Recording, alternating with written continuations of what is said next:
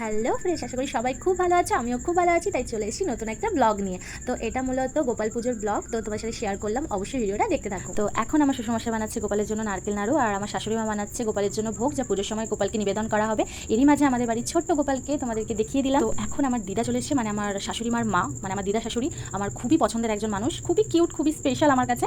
আর তারপর আমার মাও চলে আসে, আর মা আস্তে আস্তে মাকে কাজে লাগিয়ে দিই। এরপর গোপালকে স্নান করানোর প্রক্রিয়া শুরু হয়ে যায়, তো তোমরা দেখতে থাকো।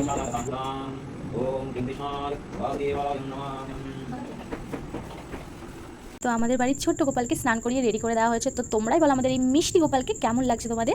আর অবশ্যই খুব কিউট লাগছে। তো রেডি করে সিংহাসনে বসিয়ে দেওয়া হয়েছে। এরপর আমার মা, দিদা সবাই মিলে একটু রান্নাঘরে ব্যস্ত হয়ে পড়ে, লুচি ঘুগনি এইসব করার জন্য। আর এদিকে পুজো শুরু হয়ে যায় আবার। আমার শাশুড়ি বসেছিল পুজোতে, আর আমার বর আর ভাই মিলে একটু হেল্প করে দিচ্ছিল, মানে যোগ্য ডুমুরে পাতাগুলো ছাড়িয়ে যোগ্য ডুমুরগুলো রেডি করে দিচ্ছিল। আর আমি একটু ঢং করবো না তা কি হতে পারে, তাই আমি একটু ঢং করে নিলাম, যদিও আমার কোনো কাজ ছিল। আর আমার বরকে একটু বিরক্ত করার পর আমার মাকে রান্নাঘর থেকে সোজা পুজোর ঘরে নিয়ে চলে এসেছিলাম একটু পুজোর কাজে হেল্প করে দেওয়ার জন্য। তো আমার শাশুড়ি মা আর আমার মা মিলে একটু কাজ করছিল পুজোর কাজ। তো আমার বর প্রচন্ড ভালো শাঁখ বাজাতে পারে, ঠিক আছে। তো দেখো কত সুন্দর শাঁখ বাজছে। ওম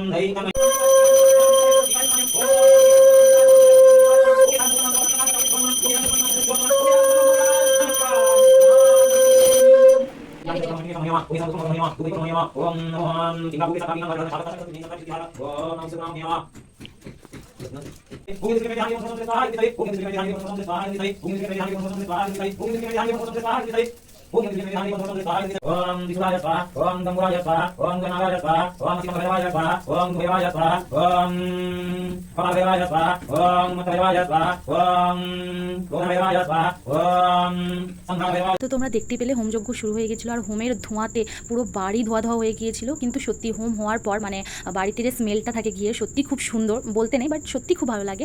আর ধোঁয়াতে সবার মানে খারাপ অবস্থা হয়ে গেছিলো, চোখের নাকের, মানে এত পরিমাণ ধোঁয়া ছিল যে চোখ জ্বালা করছিল। তাই বামুন ঠাকুর, মানে আমাদের স্পেশালি জামাই বাবু, ধোঁয়ার মধ্যে একটু ধুনো দিয়ে দিয়েছিল যাতে গন্ধটা ভালো লাগে। পুজো হবে, হোমযজ্ঞ হবে না তা কি করে হয়। তো যাই হোক, পুজো আবার শুরু হয়, মানে আরতি শুরু হয়ে যায়।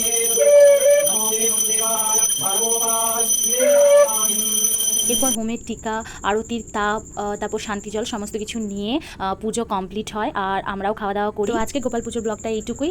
ভিডিওটা ভালো লাগলে লাইক, কমেন্ট, শেয়ার, সাবস্ক্রাইব করতে একদম ভুলবে না। নেক্সট ভিডিওতে দেখা হচ্ছে, টাটা, বাই বাই।